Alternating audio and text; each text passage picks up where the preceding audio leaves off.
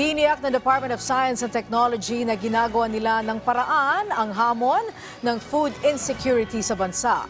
Sa programang Bagong Pilipinas Ngayon, sinabi ni DOST Food and Nutrition Researcher Institute Director Imelda Agdepa na iba't ibang inobasyon ang inilatag ng kagawaran para tugunan ang food insecurity. Kabilang narito ang pag-a-apply ng teknolohiya sa mga produktong pang-agrikultura para maparami ang supply at maabot ang mga lugar kung saan kulang ang supply nito. Nakikipagtulungan din anya ang ahensya sa DepEd at DSWD para magamit ang mga ito para sa supplementary feeding programs.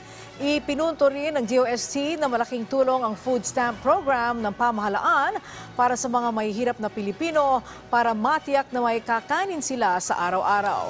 Ang food insecurity ay sumasalamin sa kakulangan at limitadong access sa pagkain. Marami pa po kaming products. Like for example, the iodine na drinking water. Iodine is actually for the brain.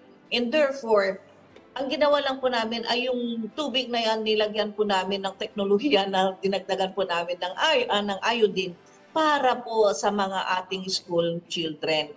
Marami po kaming mga produkto pa dito sa aming institute na talagang ginagawa namin ng paraan para sa ganun ay makarating po ito sa grassroots.